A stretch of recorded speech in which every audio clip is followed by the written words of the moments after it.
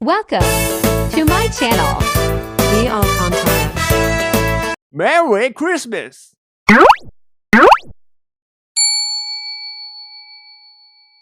Hello guys, ito na naman ang inyong Ate G na isang dialysis patient. For today's video guys, bago ako mag-share ng aking nararanasan pag ako nagda-dialysis guys, yung pakiramdam or nararamdaman ng isang dialysis patient na nararanasan ko, ay i-flex ko muna sa inyo itong aking napakalambing na alaga.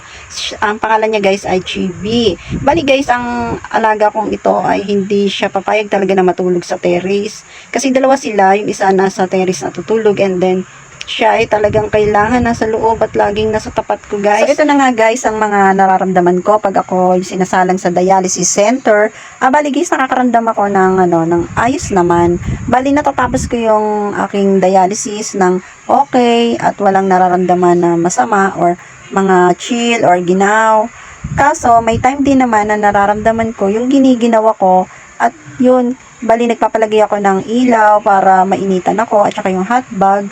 Minsan, bali yun nakakaya kong matapos ng may ganon.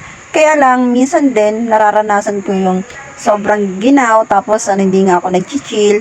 Pero pag uwi ko sa bahay, doon naman ako nag-chill tapos bigla rin akong sisinatin. Tapos kinaumagahan, nagiging okay na, nawawala na yung sinat ko. Pero, may time naman na habang nakasalang ako, na okay yung pakiramdam ko. Tapos kung kailan matatapos na, doon naman ako mag-chill. So, yun guys, napakahirap talaga ng feeling naming mga dialysis center, no? Pero ako, ganun din yung nararamdaman ko, talagang napakahirap. Kaya nga minsan, pag tuwing isasalang ako dito sa dialysis center, talagang sobra-sobra yung panalangin ko na sana, wag naman ako mag-chill or walang mangyari sa akin habang nagda-dialysis ako. Matapos ko to ng maayos. Kaya nga guys, napakahirap talaga. Pero, kaya nga daw nararamdaman ko yung pag-chill kasi nga dito sa nakalagay ko sa liig dahil nandito nakalagay ang aking access. Bali guys, dahil pag nasa liig ay malapit siya sa bacteria o sa infection.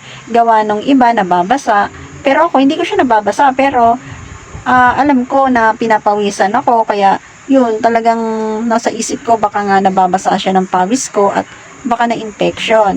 Kaya yun, nung sinabi ko sa aking doktor at nalaman niya na nag-chill ako ng mga 3 beses, binigyan niya ako ng rinisitahan niya ako ng gamot. And then, habang nagda-dialysis ako, linalagay yung gamot na yun bago matapos ang aking pagda-dialysis, inalagay niya na yun sa huli.